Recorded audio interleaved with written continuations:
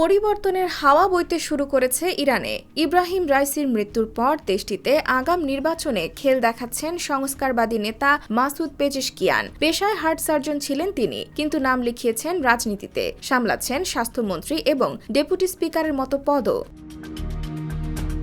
এবার ক্ষমতার শীর্ষে তার আরোহণ করার সম্ভাবনা দেখা দিয়েছে। নির্বাচন পূর্ব জরিপে উঠে এসেছে পেজেশকিয়ানের জয়ী হওয়ার সম্ভাবনা প্রবল। গত কয়েক দশকে ইরানে যিনি ক্ষমতায় এসেছেন তিনি তীব্র যুক্তরাষ্ট্র বিরোধী মনোভাব পোষণ করেছেন, তবে এবার সেই ছন্দে পতন ঘটতে পারে। পেজেশকিয়ান নির্বাচনে জয়ী হলে বদলে যেতে পারে ইরানের পররাষ্ট্রনীতি।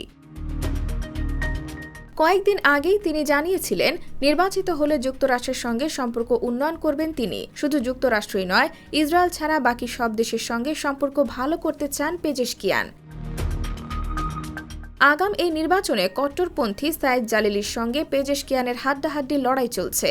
আনুষ্ঠানিক ঘোষণা না এলেও অনেকটাই এগিয়ে পেজেশকিয়ান। এখন পর্যন্ত 53,54,000 ভোট পেয়েছেন এই সংস্কারবাদী নেতা। তার কাছাকাছি আছেন জালিলি, তিনি এখন পর্যন্ত পেয়েছেন 48,75,269 ভোট। ইরানের স্বরাষ্ট্র মন্ত্রণালয় থেকে প্রকাশিত আনুষ্ঠানিক পরিসংখ্যানে এ তথ্য উঠে এসেছে।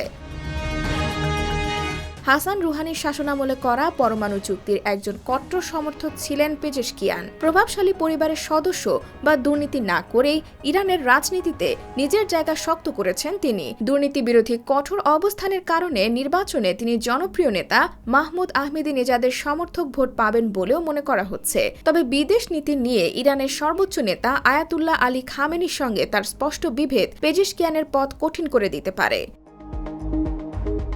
IBTV USA, New York.